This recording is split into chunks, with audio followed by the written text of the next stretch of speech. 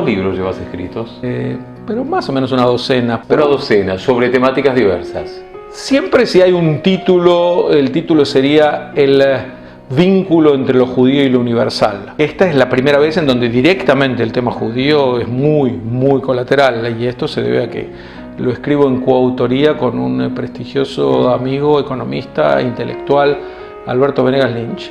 Y el tema que nos unió no es un tema judío, es un tema de cómo se puede realizar una autopsia del socialismo. Autopsia al socialismo. ¿Lo han matado al socialismo ustedes? En el siglo XX fue el siglo del socialismo. Fue el siglo en donde aún los que no eran socialistas creían que el socialismo era un noble ideal, que se proponía cosas muy buenas para la humanidad y que en todo caso a veces no le salía bien, pero siempre tenía esa aureola de lo moralmente superior, lo políticamente correcto. Creo que el siglo XXI va a traer necesariamente un cambio de esa visión. ¿Por qué? Porque el colapso fue tan sideral, tan abarcativo. 30 países, más de 30 países, uno a uno, que vivían bajo la égida socialista, cuando pudieron le escaparon despavoridos a este sistema, que consiste en tratar de unificar a toda la sociedad por medio de que haya una élite que controla los mecanismos de la economía y la planifica para todos. Pero nunca puede resultar bien, por un motivo sencillo, y es que el hombre que quiere ponerse a planificar la economía, con el primer dato que se encuentra, es que no tiene la más, dirían en argentino, pálida idea de qué hacer.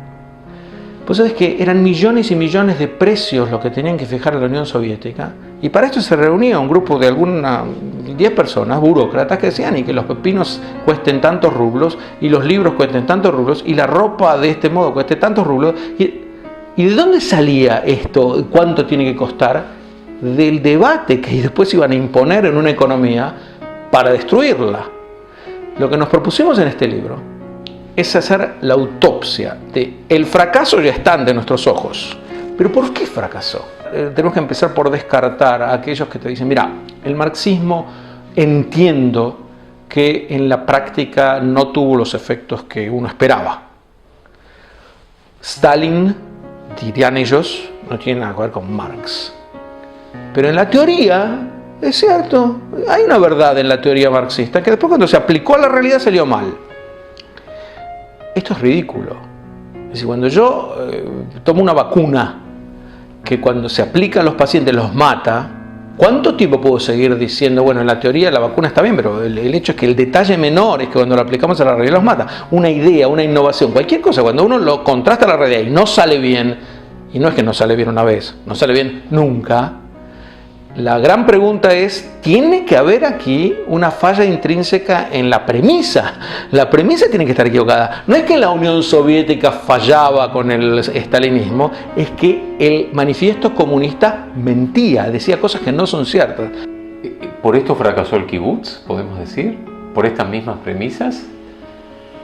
La pregunta es excelente y te diría no.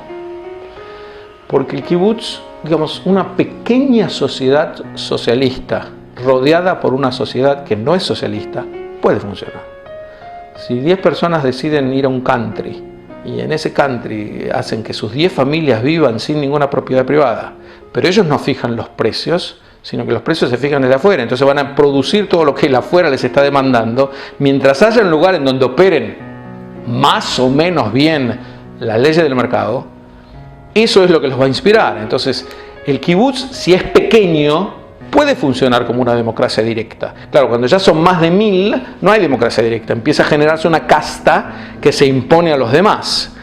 Y no estamos hablando de una sociedad de 1000, estamos hablando de sociedades de millones de personas. Entonces ahí la casta se imponía perpetuamente a los demás y terminaba también con un culto a la personalidad de un líder infalible, en todos los casos. Sábese, Mussolini o Castro, da lo mismo, es un líder infalible, o el de Corea del Norte, al que hay que rendirle un homenaje como si fuera un semidios. ¿No termina siendo la Torá también una mixtura entre capitalismo y socialismo? No, yo no creo. En la Torá hay un gran llamado a la solidaridad humana, y esto no es para nada incompatible con una sociedad libre. Los que no somos socialistas no nos oponemos a que la gente actúe en confraternidad, nos oponemos a que haya un Estado que se inmiscuya en la vida de todos los demás y pretenda ser el lector de los intereses unánimes de los demás. El llamamiento de los profetas, yo creo que está mal llamarlo socialista, es un llamamiento a la solidaridad humana, salvo que uno llame socialismo a eso.